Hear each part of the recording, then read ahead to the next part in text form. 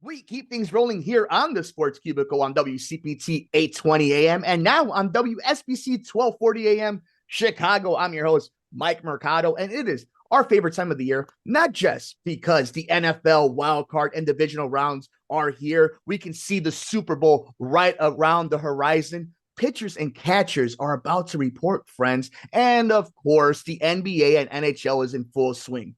But that also means that we hear a timer in an arena, nay, a stadium full of fans counting down from 10 to 0. It is Royal Rumble season, which means WrestleMania is right around the corner. And to celebrate not just WWE, AEW, but wrestling fans is somebody who we are so excited to have here on the show. He is the author of For the Love of the Show, Pro Wrestling Fans Tell Their Stories. He is Dr. Jeremy Housewright. Doc, how you doing, bud? Thanks for joining us here on the Sports Cubicle. Thanks for having me. Appreciate it. Of course. So obviously you are a huge wrestling fan, you journalist who's covered sports and some awesome moments, awesome arenas. Before we get into that, let's do some credentials. Let's get these fans ready to talk about your love for pro wrestling. How far back does it go? Are we talking about the rock and roll generation? Are we talking about the territory days? Are you ruthless aggression, attitude era? Where does your love start for pro wrestling? I was a fan at 6 years old, so that would be probably 1987. So probably the rock and roll era, right around them. And Hogan and Andre were doing WrestleMania 3. And everybody knows that WrestleMania 3 also has the legendary Steamboat Macho Man match. And a lot of historians go back to that moment, right? And for me, I'm kind of the generation towards the end of Attitude Era, heading into the SmackDown 6, and then everything moving towards that way. My first live wrestling event was in the summer of 2011 at the Allstate Arena when a certain Chicagoan walked out of the WWE as a champion. And we know Chicago is a wrestling city. But when we talk about those moments like WrestleMania 3 up in Detroit and those photographs getting taken, people mentioning that, telling their kids, their grandkids, their granddaughter, their sisters that they were at that moment. When you were writing this book, are there those type of moments like WrestleMania 3 where we could talk about Hulk and Andre, but it is the Savage and Dragon matches, the Steamboat matches that really just seem to just hold on to the fan base's heart? I think in the book I reflected back on my first WrestleMania that I attended was WrestleMania 30. And of course, that's where Lesnar broke the Undertaker's streak. And I mentioned, standing in the crowd and being a Brock Lesnar fan, I was cheering, but I was also at the time in disbelief because it didn't end very cleanly. And I remember, looking around, people had shocked looks on their faces. Grown men were crying because their hero had lost his, beloved streak. So that was a moment that really stood out to me as a WrestleMania moment. That, and, of course, Kofi winning the title when I was at WrestleMania 35 in New York. And then that main event being the first women to main event of WrestleMania was a pretty big deal as well.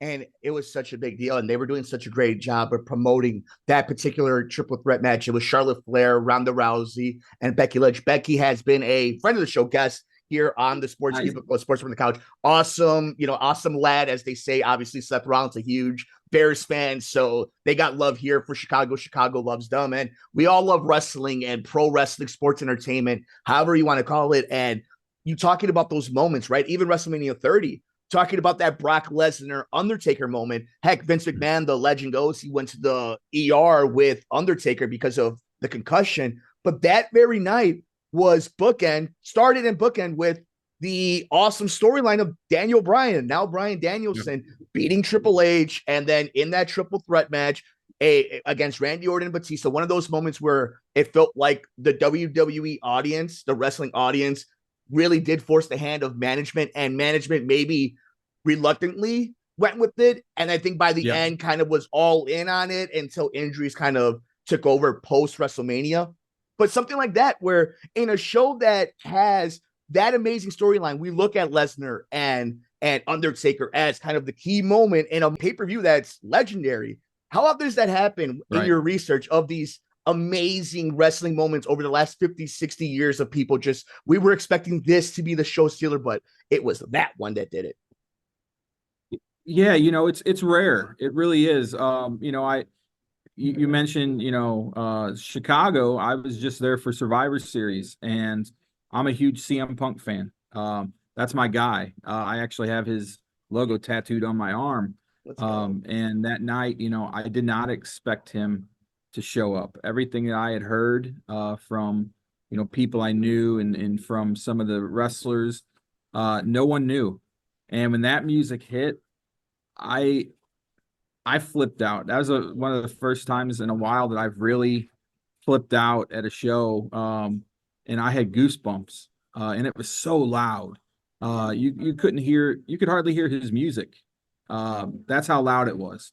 So something like that, it's really something special if you're a wrestling fan to see moments like that. And that's the thing about WWE. They're so good at bringing those moments to the stage. I think at WrestleMania 40 this year, and even the Royal Rumble, I think we're going to see some special things that we'll remember for a long time and be talking about for a long time. So myself and one of the hosts here who isn't with us right now, but Devin Tingle, we were at the Allstate Arena for Survivor Series, and you're 100% right. We see that little lower third bug come up, and you're looking up in the big jumbotron, and it's kind of weird. You can see the War Games cage. You kind of see the wrestlers kind of prepping. They're all looking at stage, and when you hear that chord, the static in the chord, I've been to baseball playoff games at Wrigley Field. I've been to crazy fourth quarters at the United Center for the Chicago Bulls and amazing overtimes for the Blackhawks. That rival some of those moments. And I think this resurgence of wrestling now in pop culture, heading into Royal Rumble, heading into WrestleMania season, everything that's happened with the bloodline, everything that's happened with all these storylines, heck, out of the ring with Vince McMahon no longer owning or being the head guy of wrestling. It's owned by a whole new different company and the reign of Triple H. Do you think the resurgence of wrestling is more a byproduct of the product, or just that wrestling's always just been one of these things where it's hot and cold from the days of the carnival all the way to the territories to this point? I think its resurgence really started during the pandemic. People were at home. They needed something to watch. Everything was a repeat except for pro wrestling. And it was interesting to watch it from the Thunderdome. At first I was very intrigued. It kept my attention. I even filled out the form online to go on there and be one of the people in the seats. But after a while it wore down, its welcome wore out because it's like we missed the fans. And I think once the fans came back, WWE slowly started to build, and Triple H taking over was definitely a plus. He has done everything right so far, bringing in superstars. I mean, you look at the rosters, the Raw roster. I was just talking to Drew McIntyre yesterday. The Raw roster is loaded. And, you got Punk there, you got Cody there, who's arguably the biggest star in the company. It is a special time for wrestling, and I think it was time for it to happen. I think the fans just started coming out of the woodwork, and they wanted to enjoy a great storyline that was intriguing, that was eye-catching. It was something the Bloodline storyline is something we've never seen before. And that's what's so neat about it. Do you think at this point the merge of sports and how much like them giving a world title to the Super Bowl champion, to the World Series champion, to the NBA Finals champion, kind of being integrated, making sure for years they've been putting them in the front row of whatever arena they are. Do you think kind of that blur now of it's big time? We're in arenas, we're at Cardiff, we're gonna be in Australia. How big has that been in the resurgence of this is big time? It's a game changer. I was just telling somebody yesterday that I can remember as a kid in 1991, they had something called WrestleFest at Busch Stadium in St. Louis. And I was there. And I remember, being a kid and just being on the field. And there's only probably 7,000-8,000 people there for that show, but being in the stadium on the field was something special. And now that they have these big shows in 80,000 seat stadiums, it's really cool. It's cool for the fans, and I'm sure the wrestlers are blown away by the reaction of the crowd. I mean, going to a SummerSlam at Ford Field in Detroit this summer was unreal, because not only are you going to experience the wrestling, you get to experience the city itself. And Detroit was awesome. I had never been to Detroit before, and I went to a Tigers game. I walked around the city. It was a beautiful city, beautiful weekend of weather. I wish the event could have been outside, honestly, because it was perfect weather for it. But I love it that they have it in these big stadiums. And you mentioned going overseas, and UK and Australia. That's only going to help the product grow. I mean, you're tapping into a whole nother realm, whole nother nation that you haven't been in yet. And so it's only going to make the product build more. And I think we're going to see more and more of that. I think the time of seeing a WrestleMania overseas is coming sooner than later. I could see one in London or something like that coming soon.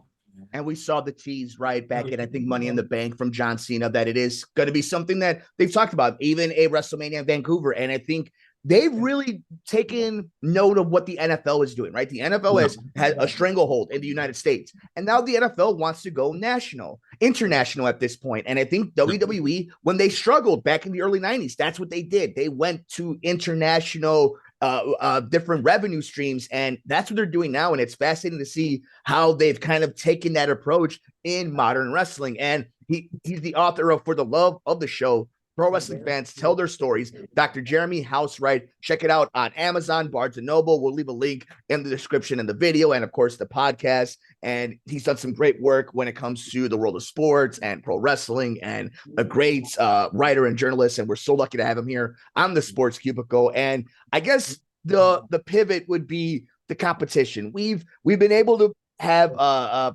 access to Tony Khan through press conferences, media scrums, and we were able to see him this past All Out. And now there is this huge moment coming out for AEW Revolution of Sting retiring.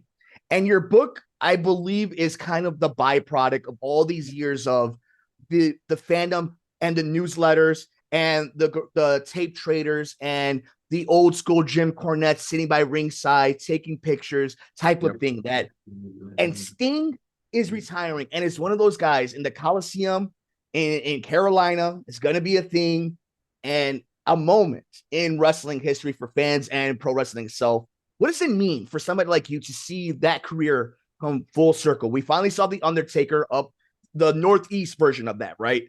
His big swan song has come and gone.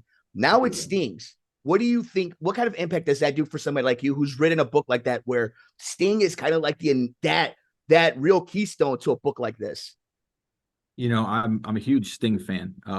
In my basement, I think I have 4 or 5 signed photos from him. I'll be honest, he's one of the main reasons I follow AEW. I've always been a fan, and to see him finally calling it a career, I wish it was a singles match. I would love to see him in a singles match, but he is 63, 64 years old, so I understand he probably will just go in and do the usual moves that you see him do, the Stinger Splash and all that. But he's one of the greats. And I think a lot of, especially fans of early WCW, NWA days, watching on TBS, on Saturday nights, they're gonna be a little bit sad to see him go, because that's part of our childhood, hanging it up. We've seen Undertaker do it, Sting is doing it. I think Chris Jericho is probably not far away from doing that. Of course, if we get The Rock for one more match, that'll be it. Rumors that Roman may not be far away from hanging it up soon. I mean, a lot. And I was just saying, John Cena is almost done. You still got Randy Orton, but we don't know how much longer he's got left either. So a lot of these guys that we grew up on are going to be gone, and it's going to be time for a new generation to step up and hopefully carry the reins and keep that company, both companies doing successfully well. And it's crazy that we talk about this new era coming right as we put another one to pass. And as these legends go away, they'll get their Hall of Fame, they'll have their last matches. And a new age has begun. The streaming days have become where now there's rumors about Monday Night Raw going to Amazon, possibly HBO Max, in worst case scenario for Tony Khan and their deal with Warner. Who knows where that's going to go? But now we have SmackDown going to USA in a year. Is it amazing to you watching how it went from delays and pre-recordings and the Manhattan Center and Doink the Clown main eventing Monday Night Raws to where we're at now with multi-billion-dollar deals on 3 different channels, and this is international. It has just become, it is part of the zeitgeist.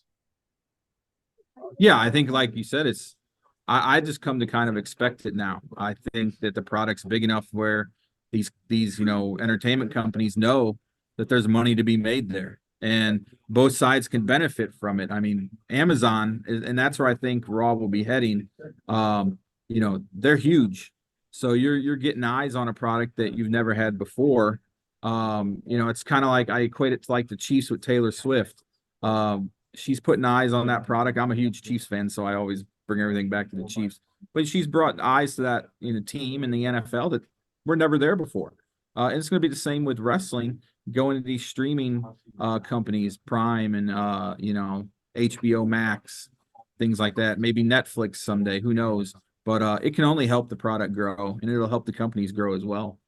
It's funny. I told off air my co-host that the Chiefs are the Roman Reigns of football right now, and until Josh Allen, Cody Rhodes finishes his story, I can't pick against Kansas City. Don't tell me Josh Allen's Cody Rhodes, man. Hey, we'll find out. We'll find out if he finishes a story or not. But I think Kansas City's going to walk into Buffalo, and they're going to find a way to Samoan spike Cody into the ground and leave WrestleMania 39 with a smile. You don't go against Mahomes, man. That's the thing. The dude is unreal. And I know, people like to hate on him, but really, I've been a fan since I was 10, so 32 years now. Chiefs have been through some rough times, so it's not like they've been great forever. But and I keep telling fans, relish these times while you can, because it's not going to last forever, as you can see in like New England. And as you can see right here in Chicago. Yeah. As you can see right here. I really do. Yeah. And you know what? So do I. he is Dr. Jeremy Housewright. For the love of the show, wrestling fans tell their stories. All right, before we let you go, let's have a little fun of predictions. We have about 2 minutes left to be able to do this. So, right.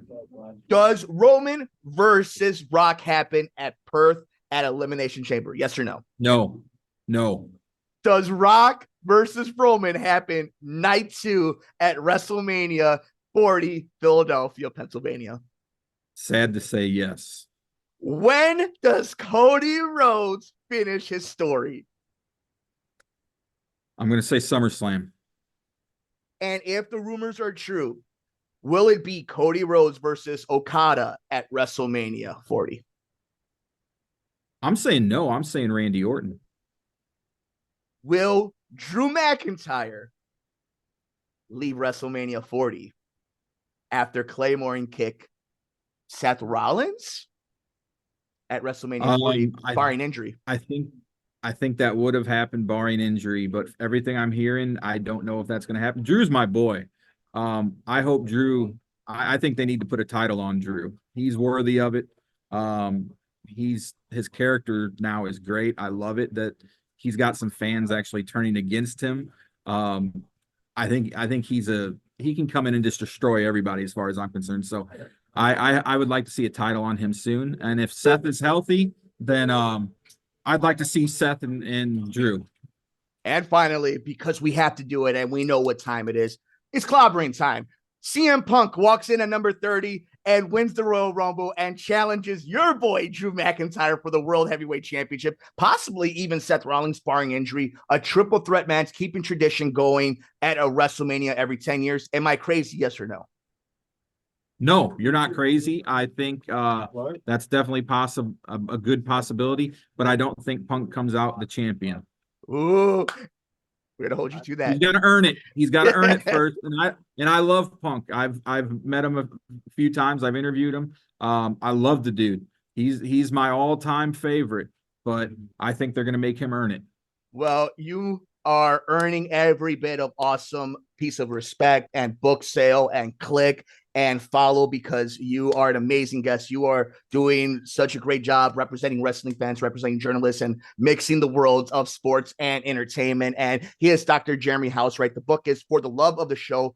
Pro wrestling fans tell their stories. Check it out on Amazon, Barnes and Noble, wherever you get your favorite books online. Where can they find you on the social so they can support you and click on all the easy links? So I'm on Facebook, JM Housewright, and then Instagram, Dr. Jeremy Housewright, and then on X or Twitter, whatever you want to call it, Heinous J 2003. It is going to be a wonderful Royal Rumble. It is going to be an awesome WrestleMania season, and you are going to enjoy your read of For the Love of the Show, Pro Wrestling Fans Tell Their Stories. He is Dr. Jeremy Housewright. Doc, thank you so much for joining us here on the Sports Cubicle. Thanks for having me, man. Appreciate it.